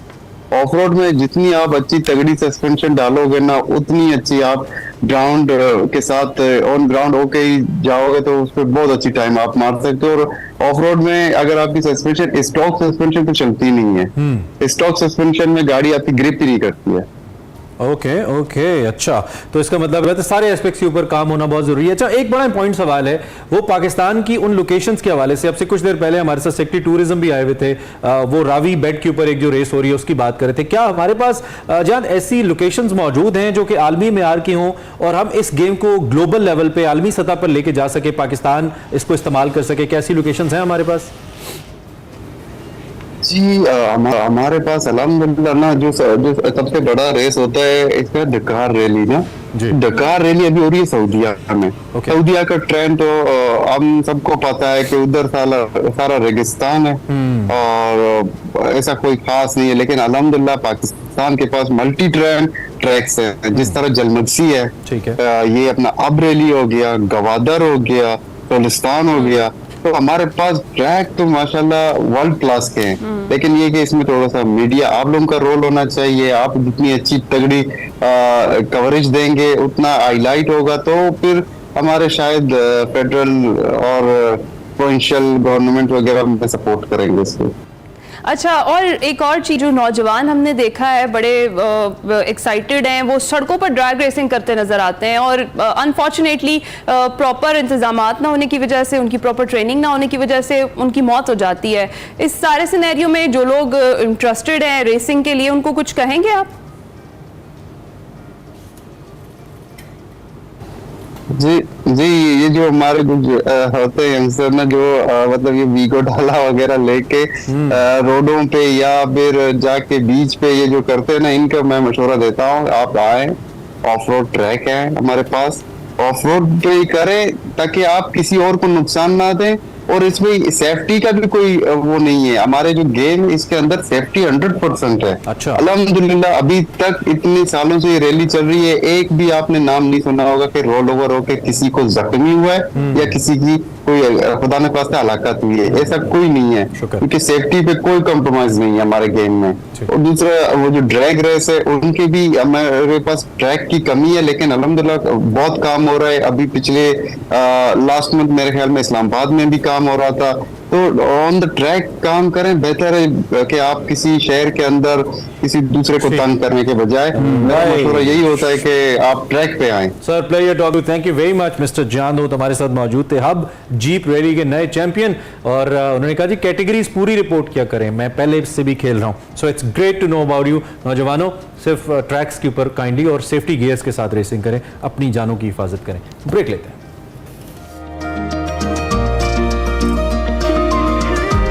Welcome back to Expresso. और अब हमारे साथ मौजूद हैं एक ऐसे आर्टिस्ट जिनको मौका मिला दुबई में अरिजीत सिंह के कॉन्सर्ट में अपने टैलेंट को दिखाने और दाद समेटने का। मोहित हाशमी वो टैलेंटेड सिंगर हैं पाकिस्तान के, जिन्हें मौका मिला अरिजीत के साथ स्टेज शेयर करने का। दुबई में गुज़िश्ता हफ्ते होने वाले कॉन्सर्ट में अरिजीत से मोहित हाशमी ने रिक्वेस्ट की कि वो उनके साथ गाना गाना चाहते हैं। फिर अरिजीत ने उनको माइक दिया और उनकी सुरीली आवाज ने अरिजीत समेत दुनिया भर से आए फैंस से दाद भी समेटी। इमरान, ये वही फेमस कॉन्सर्ट है जिसमें माहिरा खान वाला जो सीन था वो भी हुआ था। और मैं सरप्राइज और ये वही फेमस मोहित हाशमी जो पहले एक्सप्रेसो में आ चुके हैं। हम इनके टैलेंट को सराह चुके हैं और मुझे लगता है कि अब ये सिलसिला जारी रहेगा इंशाल्लाह। बहुत से ऐसे लोग जो एक्सप्रेसो में इससे पहले आए वो अच्छी अच्छी जगहों पे जाके पाकिस्तान का नाम रोशन करें। वी फील प्राउड, थोड़ा सा ऐसा हमारा भी इसमें। Mohit, welcome to Expresso again, and क्या बात है आपकी, व्हाट अ फीलिंग। हाँ, मैं मतलब गाया आपने, मुझे लगता है कि मुझे बड़ी खुशी हो रही है because such a great artist Arijit Singh is. क्या फीलिंग है आपकी? Thank you so much for having me. आपका बहुत शुक्रिया। बिल्कुल ऐसा ही है, he is very kind and humble. जितनी तारीफ की जाए शायद वो कम है, और जितना वो अच्छा गाते हैं और अच्छे आर्टिस्ट हैं उतने ही ज्यादा वो सिंपल भी है। और फीलिंग्स के बारे में तो बिल्कुल ना पूछिए कि वहाँ पे 17,000 लोग थे पूरी दुनिया से, और ये सोल्ड आउट शो था उनका। अच्छा। और जब मैं गाना गा के बाहर निकला उस वक्त क्या हालात थे कि हर तरफ से लोग आ रहे हैं, सेल्फी सेल्फी सेल्फी प्लीज, क्योंकि वो पाकिस्तान की रिप्रेजेंटेशन हो गई कि मैंने कहा कि पूरे पाकिस्तान से आपके लिए प्यार है। ओके ओके, नहीं ऑब्वियसली बहुत बड़ा फैन फॉलोइंग। जी जारी रखिए मोहित। तो वो फीलिंग्स शायद मैं समझता हूँ कि इतने बड़े आर्टिस्ट की तरफ से इतना प्यार और अप्रिसिएशन शायद ये किसी अवार्ड से कम नहीं मिलेगा। इंडीड। और मैं ये समझ, जी जी प्लीज। जी मोहित, ये बताइएगा कि ये क्या स्टोरी है? क्या अरिजीत अपने हर कॉन्सर्ट में इस तरह से किसी को चांस देते हैं, या you are the lucky one कि आपने उनसे बोला कि आप गाना गाना चाहते हैं और आपको माइक मिल गया? इसके पीछे कोई स्टोरी है, वो बताइएगा। शायद मैं समझता हूँ कि मैं खुशकिस्मत हूँ इस बारे में, मेरे माँ बाप की दुआएं और अल्लाह का करम है कि अरिजीत सिंह के साथ गाना कुछ छोटी बात मेरे लिए नहीं, क्योंकि मैं एक आर्टिस्ट हूँ, सिंगर हूँ, मुझे पता है मेरी फील्ड का बहुत बड़ा नाम। स्टोरी ये है कि हम सारे दोस्त गए हुए थे देखने, और मेरे एक दोस्त ने कहा कि आपको गाना गाना चाहिए। उन्होंने 2-3 लोगों को मौका दिया वहाँ पे जो उनकी शायद उनके सामने बैठे हुए थे। तो उन्होंने कहा कि मेरी दोस्त ने कहा तुम्हें गाना गाना चाहिए। तो मैंने कहा कि यार कैसे गाना गाऊं, अब अच्छा नहीं लगता खुद जाके बोलना कि आप गाना मुझे मौका दे, लेकिन उसने कहा और उन्होंने फौरन कह दिया कि बिल्कुल। तुम मोहित गाया क्या था, जरा वो तो सुनाए ना हमें, फिर हम भी जरा फील करें। मैं अरिजीत सिंह का, मैंने नुसरत साहब के, उन्होंने बेसिकली मेडलेस स्टार्ट किया हुआ था और उसी में उन्होंने नुसरत साहब का मैंने फिर एक सनू इकबाल चैन और साथ ही उनका एक गाना है वो जोड़ दिया। मैं थोड़ा सा सुनाए हमें, हम सुनना चाहेंगे अगर गला इजाजत दे रहा है सुबह सुबह। कोई बात नहीं, आपने जगा दी, ये काफी है। Please please. सानू एक पल चैन ना वे, हो सानू एक पल चैन ना वे, सजना तेरे बिना, सजना तेरे बिना, दिल कमला डूब डूब जावे, दिल कमला डूब डूब जावे, सजना तेरे बिना, सजना तेरे बिना है, सजना तेरे बिना। और इसी में उनका मैंने एक गाना जो गाया वो कि यार जो भी तूने कैसे किया रे, अरे वाह, जिया तो मेरे बाद ऐसे लिया रे, समझ के यूं ना समझ मैं सकूं, सवेरों का मेरे तू सूरज लागे, तू मेरा कोई ना होके भी कुछ लागे। Amazing Moeed, I am your fan now. बहुत जबरदस्त गा रहे हैं आप भाई, बहुत मजा आ गया हमें। और माशाल्लाह इसमें जो इस प्लेबैक के अंदर गाए हुए गाने में जो रॉ टच दिया ना आपने, बहुत कमाल है। माशाल्लाह माशाल्लाह, very good, you deserve to share this stage. I mean जाहिर बात है एक आर्टिस्ट पहले दिन बड़ा नहीं बनता है। We know the struggle that Arijit had, और फिर वो आज एक बहुत बड़ा नाम है। वी फील लकी कि हम अरिजीत के एरा में जी रहे हैं। इतने अच्छे फाइन गाने, फाइन किस्म की टोन्स के साथ वो गाते हैं। तो मुईद, आपके फ्यूचर प्लान्स क्या हैं? अब क्या कोई फ्यूचर में कोलैबोरेशन भी एक्सपेक्ट कर लें हम आपकी किसी बड़े आर्टिस्ट के साथ? या बिल्कुल, हम एक बेसिकली मैंने एक कलाम लिखा था आज से 2 साल पहले। वो रिकॉर्ड, बस बहुत से मसाइल थे कि मतलब रिकॉर्ड हो नहीं पा रहा था। तो अब हम सोच रहे हैं कि एक बहुत बड़ा नाम है पाकिस्तान का, सूफी का, शायद बहुत से लोग समझ भी गए होंगे। उनके साथ इंशाल्लाह बहुत कोलैबोरेशन करने वाले हैं इंशाल्लाह वेरी सून। Okay. अच्छा, अभी हम आपकी बहुत सारी पिक्चर्स भी देख रहे हैं मुख्तलिफ सिंगर्स के साथ भी, तो क्या आप स्पेसिफिकली सिंगिंग ही कर रहे हैं या फिर आपने इसको अपने शौक के तौर पर अपनाया हुआ है? बताइएगा, कब से आपने जो है ये गाना गाना शुरू किया हुआ है? अभी तो मैं फुल टाइम म्यूजिक कर रहा हूँ एज अ प्रोफेशनल सिंगर। और मैं 5 साल की उम्र में मैंने पहला नात का मुकाबला, मैं अपने एबटाबाद से मेरा ताल्लुक है, और वहाँ से फिर आगे यूनिवर्सिटी, हज़ारा यूनिवर्सिटी से मैंने बहुत से अवार्ड्स यूनिवर्सिटीज़ और कॉलेजेस के लिए। फिर उसके बाद जब पाकिस्तान टेलीविजन से मुझे अवार्ड मिला, और फिर अलहमरा आर्ट काउंसिल लाहौर से मुझे अवार्ड मिला, ऑल पाकिस्तान म्यूजिक टाइटल मिला, फिर मुझे ऐसा लगा कि शायद मुझे म्यूजिक करना चाहिए। फिर मैं प्रॉपर म्यूजिक सीखा उस्ताद अब्दुल रऊफ साहब से और असरार चिश्ती साहब से। अच्छा, बहुत बड़ा नाम है जी।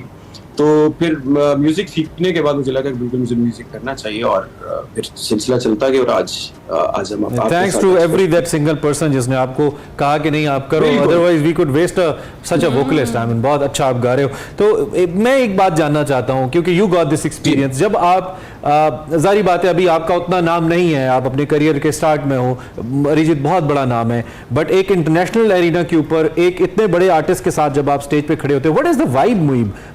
वो वाइब क्या है जो बतौर आर्टिस्ट आपने फील किया? क्योंकि बहरहाल आप आर्टिस्ट तो है ना।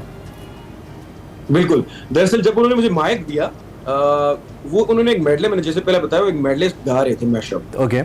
जब उन्होंने मुझे कहा कि तुम इसी स्केल से गाना गा लोगे, तो उन्होंने स्केल और वो जो गाना था, वो जो मैशअप था, ये गाना और इसी स्केल से गा लोगे? तो मैंने कहा हाँ गा लेंगे। तो वो बहुत लाइक सरप्राइज थे कि यार ये इसी स्केल से कैसे गाना गा लेगा, जो मैंने स्टार्ट किया। मैंने उन्हें पहले ऐसा लगा कि कोई जैसे किसी कोई बंदा as a passion, as a hobby, शौकिया फनकार शौकिया फनकार बेसिकली। सो जब मैंने स्टार्ट किया तो वो अभी हमने वीडियो शायद अपने इंस्टाग्राम या यूट्यूब पे अपलोड नहीं की। उसमें उनका जो रिएक्शन है वो देखने वाला। और उसके बाद आप यकीन कीजिए, जब से अरिजीत के साथ मैंने गाना गाया है, उसके बाद मैं अब तक ज्यादा सुर में फील कर रहा हूँ। ऐसी वाइब आई कि आपको फील होता है कि आप सही आर्टिस्ट अब शायद बनने आपने कम से कम। अरिजीत वैसे भी पाकिस्तानी आर्टिस्ट के बहुत मद्दाह हैं, वो नुसरत फतेह अली खान को, इवन नए आर्टिस्ट जो हमारे कंटेम्प्रेरी आर्टिस्ट हैं उसमें आतिफ असलम को, राहत जी को बहुत गाते हैं। लेकिन आपने कम से कम ये भी एक बार फिर मोहर लगा दी कि पाकिस्तानी जो है ना वो किस लेवल के टैलेंटेड हैं, कि एक आम लड़का ऑडियंस में से उठ के आता है और वो उसी स्केल पे गाना पूरा गा देता है जिस पे अरिजीत गा रहे थे। दिस इज अमेजिंग मोहित। जी मोहित, उसी गाने में वो उनका मैशअप जो मेडले था वो खत्म हो गया था। उसी के अंदर मैंने फिर दोबारा नुसरत साहब का भी और उनका गाना भी डाल दिया, वो भी लग गया। क्या बात है, क्या बात है। और फिर उन्होंने, उनका एक मैनेजर है जो उनको मैनेज करते हैं, आलाम, उनका जो उनको मैनेज करते हैं, उन्होंने उनको कहा कि मुझे इस लड़के से मिलना है पर्सनली, उन्होंने कहा। तो ऑडियंस बहुत ज्यादा शोर कर रही थी। उन्होंने 4 घंटे गाना गाया, 45 मिनट्स एक्स्ट्रा जो टाइम से एक्स्ट्रा उन्होंने गाया। फिर उनकी फ्लाइट भी निकली। उन्होंने कहा नेक्स्ट टाइम जब भी वो आ रहे हैं आपसे जरूर मिलेंगे।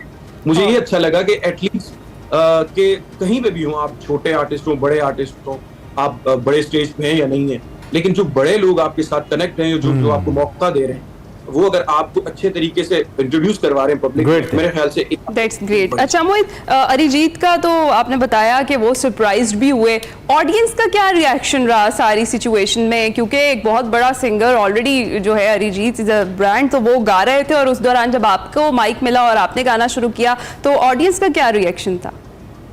ऑडियंस तो वहां पे मैंने जैसे आपको बताया कि जैसे मैं गाना गा के पीछे आया ही नहीं, वो मेरे साथ सिक्योरिटी उन्होंने लगा दी। उन्होंने कहा कि इसके पास ये बंदा खड़ा कर दो, क्योंकि लोग अपनी सीट से उठ के आगे और फिर जो पाकिस्तानी वहां पे थे उन्होंने तो इतना शोर शराबा में बाहर आया, तो मुझे सारे में सेल्फीज, आप या क्या परफॉर्म, पहले कुछ लोग मुझे जानते भी हैं क्योंकि मैं दुबई में 2 साल से हूँ। अच्छा। बहुत से लोग जानते भी, लेकिन बहुत से लोग जो दुबई से सिर्फ पाकिस्तान से आए हुए थे, कुछ यूके से आए हुए थे, सिर्फ अरिजीत को सुनने।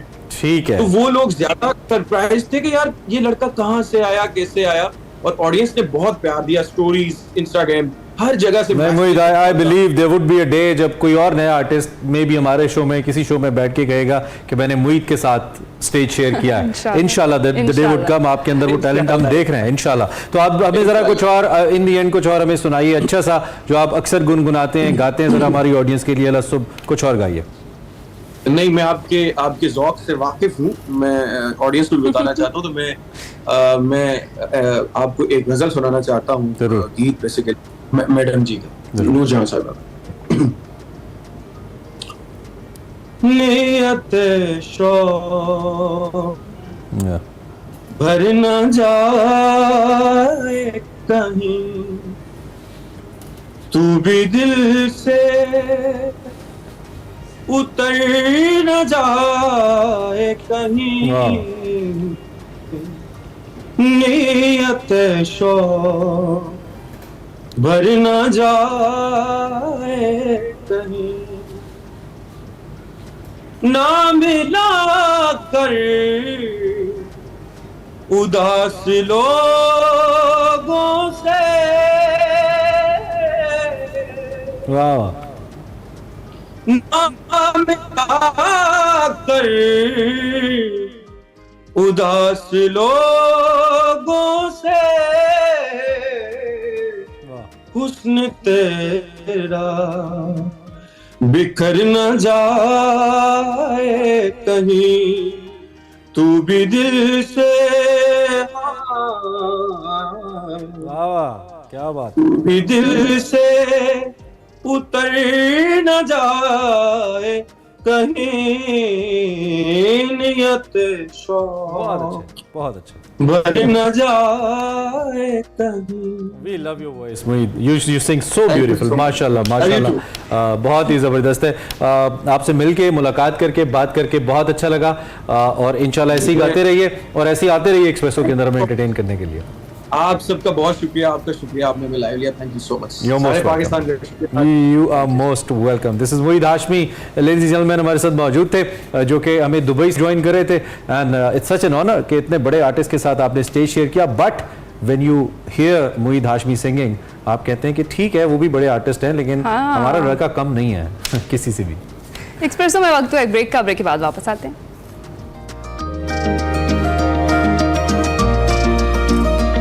एक्सप्रेसो में एक बार फिर से खुशामदीद, और अब हम आपको बताते हैं कि इस बार का जो कारवां सराय है, जो इतवार शब 8:05 पर आप देख सकते हैं एक्सप्रेस न्यूज़ की स्क्रीन पर। इसमें मुस्तंसर हुसैन तारड़ साहब इस वक्त पेशावर में सेठी हाउस में, जो बहुत फेमस है पेशावर का सेठी हाउस, वहाँ मौजूद हैं और गुफ्तगू कर रहे हैं। क्या गुफ्तगू हो रही है आज सुन लेते हैं।